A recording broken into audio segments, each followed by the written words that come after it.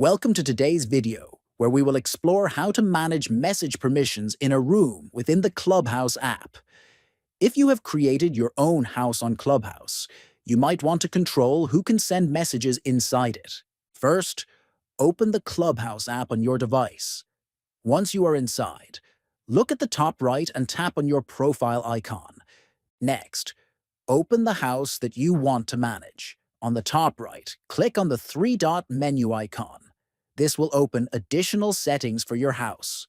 Scroll down through the menu until you find Member Permissions and tap on it. Finally, look for the Send Messages option.